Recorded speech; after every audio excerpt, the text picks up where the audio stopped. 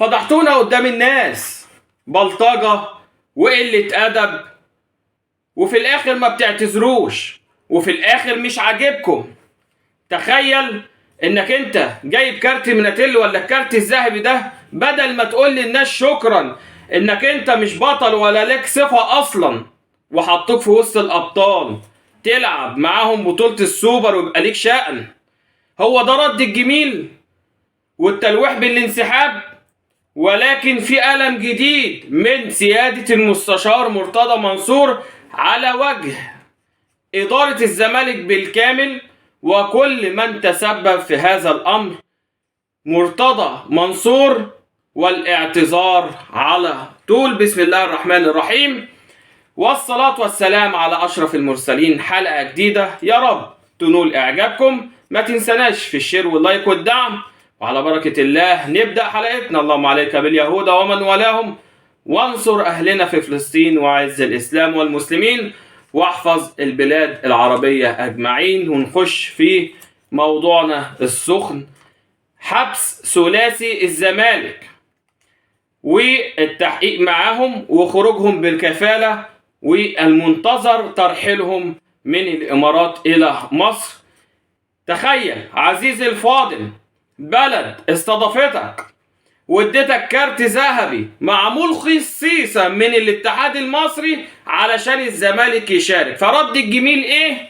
يا راجل ده هل جزاء الاحسان الا الاحسان؟ ناس استضافتك ودخلتك بطولة مالكش فيها صفة، مالكش فيها وجود، مش موجود على الخريطة، وناس كانت احق منك تخش البطولة وما دخلتهاش، ودخلت انت بدل ما تقول لهم شكرا تروح تبلطج عليهم وتقل في ادبك، وفي الاخر مش عاجبك. ما هو من امن العقاب اساء الادب. بس الكلام ده فين؟ في اتحاد الكرة ولجنة الانضباط يا حبيبي، مش في الامارات. الامارات عندها قانون بيمشي على الكبير قبل الصغير. فوجئت انت بالكلام ده. تخيل بيضرب عامل ولا حارس وبيتخانق معاه علشان لابس احمر قد كده. اللون الاحمر بيضايقك، بيهيجك. اللون الاحمر عارفين بيهيج، فاهمني؟ وفي اسبانيا مشهور الكلام دوت. هيجك اللون الاحمر، يعني لو فرد امن غلبان واهلاوي وبيتفاعل مع كل هجمه البيراميدز تضربه ليه؟ ايه البلطجه دي؟ وفي الاخر مش عاجبكم، وفي الاخر بتلوحوا بالانسحاب زي العيال الصغيره وتهينوا اسم مصر قدام الناس كلها. الناس كلها تشوفنا هناك بلطجيه وقله ادب، وفي الاخر واحد زي حسين لبيب ملوش اي حاجة غير ان هو مش هعتذر. مش هتعتذر؟ انت لو في وزير رياضة يحاسبك كان زمانك مجلسك منحل. الناس اللي بيننا وبينهم علاقات طيبة، الناس اللي بتستضيفك بتعمل لك رونق للبطولة ويعملوا لك جوائز وبس واعلانات ورعايات، وفي الاخر تروح تقول لهم تنزل صورة كلبش وتقول لهم شكرا على حسن الضيافة. انت لو مش بتلعب في الزمالك ولولا السفير اتدخلك ووزير الرياضة الزملكاوي البحت اتدخلك، كان زمانك بتتحبس وما بتخرجش من السجن اساسا، لانك انت ضربت عامل غلبان بيدفع الدم والكوت عشان يكفي عياله، عشان مصري واهلاوي يتضرب طبعا، عشان هتتطبخ وعشان هتيجي على معلش كالعادة هنا اللي بيحصل تقل ادابكم تتبطجوا وفي الاخر مفيش عقوبات. انما اصطدمتم بالواقع، اصطدمتم ان في بلد بتطبق القانون، فده ما يعجبكوش، صح؟ ده ما يعجبكوش. فالتلاتة محبوسين في محاكمة عاجلة ليهم. طبعا عارفين انهم ولا هيتحبسوا ولا اي حاجة من ديت. كل اللي هيتعمل انه ممكن يترحلوا، والدفع مجلس ابو ظبي نفسه دفع لهم الغرامة 600,000 درهم. تخيلوا، علشان يخرجوا. ومحد فيهم كلف نفسه انه يعتذر، محد فيهم طلع قال انا اسف. وتخيل ان الناس في الامارات مستائين جدا جدا جدا وبيتعجبوا من ان مفيش لجنة انضباط ولا اتحاد كورة خد قرار بايقاف الناس واصدار يعني العقوبات واصدار اعتذارات كبيرة للراجل اللي اعتدى عليه والارض اللي استضافتنا دولة الامارات الشقيقة، المفروض يتم اعتذار بيان رسمي. المفروض حسين لبيب رئيس النادي يطلع يكون اول واحد معاقب، انما هنجيب حسين لبيب لصالح سليم؟ استحالة. هنجيب الخطيب لحسين لبيب؟ استحالة. سنين ضوئية عقبال ما اتعلم منهم الإدارة. ولا لسه ما جالكش الأمر من رئيس النادي الفعلي إنك تعتذر؟ عايزين نفهم. محمد رمضان بيرحل كهربا ومليون جنيه، طبعا فيها غضاضة كبيرة وشدة على الولد وذبح، بس بنضرب المثل. حصل ده، والناحية التانية 3 لعيبة بيعتدوا على حارس وبيعملوا مشاكل، ويقول لك اصل ده اهلاوي استفزنا. وكان برضو اهلاوي في السعوديه لما عملت مشاكل مع امام عاشور كان هو موجود، ولما قبلها شاورت انت يا دونجا ولا اللي زيك وامثالكم شاورته بالرشوه الجمهور الاهلي والحكام، كان برضو الراجل ده موجود. لان ده طبع فيكم، ناديكم بيبنيكم على كده، ناديكم بيأهلكم نفسيا لكده، ناديكم بيطلق شعارات وخلاص. اكبر قلعه رياضيه في ايه؟ في البلطجه؟ في تشويه صوره مصر بره وتضحكوا الناس علينا؟ هي دي اكبر قلعه رياضيه يا حسين يا لبيب؟ هو ده النادي الوطنيه والكرامه؟ تخيل ان الناس بيقولوا في الامارات ان كل الفيديوهات امام اعينكم قدامكم شايفين، مستنيين تاخدوا عقوبات. لا معلش يا فندم، اصل حضرتك مش معانا هنا في اتحاد الكرة اللي مليان وبيشر فساد. ورئيس وزراء قصدي اسف وزير شباب والرياضه زملكاوي، هيعمل ايه للناس الزملكاويه اللي هو بيدافع عنهم؟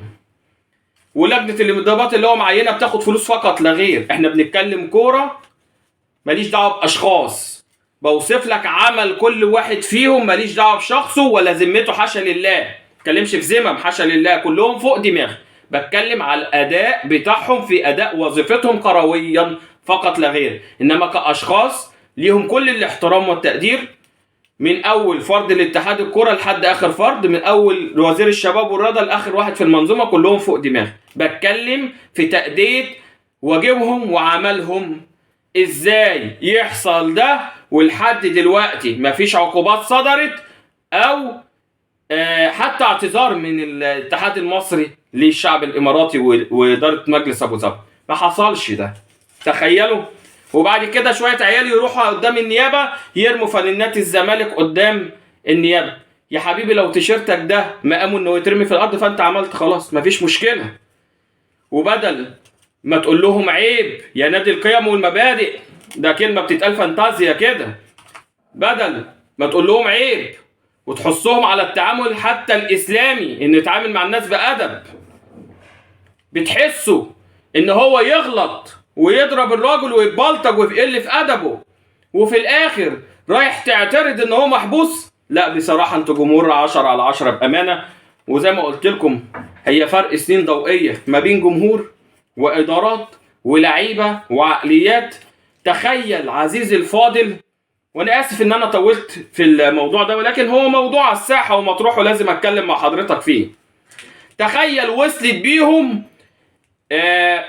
يعني قله الضمير ان هم يصوروا ان النادي الاهلي ورا الكلام اللي حصل ده بيسعد بعهر تحكيمي، وداخل البطوله كارت حشر زي كارت الكهرباء تحطه ينور، وبيتهم النادي الاهلي ان هو اللي اثار المشكله، وان الراجل ده مأجور وعمل كده خصيصا عشان بلطجيه الزمالك يقوموا من على الدكه، وواحد في المدرجات بينط والماتش شغال عايز ينزل على الدكه وهو خارج السكور شيت، واحد تاني طالع بيخبط وينفخ ومش عارفين على ايه، وانت اصلا ما عملتش اي حاجه في اي حاجه، ويطلع غله في الراجل الغلبان حارس الامن، ويقول لك ان هو اصل بيتفاعل مع كل هجمه لبيراميدز. وانت مركز معاه ولا مع الماتش؟ وانت في الملعب كنت مركز معاه ولا مع الماتش؟ ولما طلعت قعدت على الدكه وهو في ظهرك جبته ازاي؟ والاستاذ دونجا اللي بينط لي من فوق السور فاكر نفسه في استاد القاهره ولا هيضربه وزير الشباب والرياضه ورئيس الاتحاد الافريقي في الكونفدراليه؟ ايه العبث ده؟ فين وزير الشباب والرياضه؟ فين العقوبات؟ فين الاعتذارات للناس؟ فين حفظ صورة مصر قدام الجميع؟ مين ده اللي يسيء لمصر؟ انت مين انت عشان تعمل صورة وحشة لمصر قدام الناس دي كلها ومحدش بيتكلم؟ ده شابوه للنادي الاهلي. النادي الاهلي ده تاريخ، النادي الاهلي ده عصب الرياضة، النادي الاهلي ده مركز قوة للكرة المصرية او لمصر عامة حوالين العالم كله، مثال يحتذى بيه من احترام، من ادارات لجمهور لبطولات لكله. انت مين انت عشان تقول لي اكبر قلعة رياضية في ايه؟ في بلطجة ولا في قلة ادب ولا في مكابرة ولا في مشاكل ولا في ايه بالظبط؟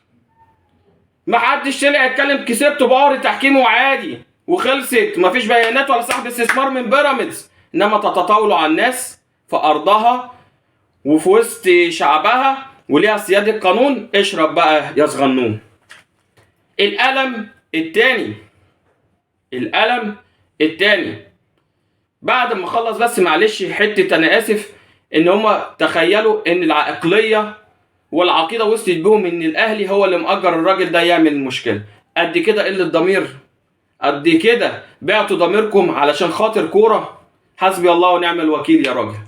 يقول لك لا ده ما ضربوش، ده راح بيعمل له كده. والله قطع الاسبرنت ده كله بيطير عشان يعمل له كده. طب كتر خيركم، كله هيسأل قدام المولى عن شهادته الزور ديت، وان شاء الله تاخدوا علقه حلوه كرويا من النادي الاهلي برغم المستوى السيء، ولكن في المباريات دي بيختلف الامر. الالم اللي نزل على وش اداره نادي الزمالك برئاسه حسين لبيب من مرتضى بمنصور او المستشار مرتضى منصور، اللي عمل بيان على صفحته بيعتذر عن الصوره المسيئه اللي حصلت في الامارات، بيعتذر لشعب الامارات، مجلس ابو ظبي بيعتذر للدوله شعبا وقيادات وكل حاجه. طلع ادى الم نزل على كل اداره نادي الزمالك ووشها اللي بيتعجرفوا واللي مش عايزين يعتذروا، وبيقول لك الم لعيبتي وامشي. انت عايز تلم لعيبتك وتمشي عشان ما تاخدش علقه من الاهلي، مش علشان الناس محبوسه.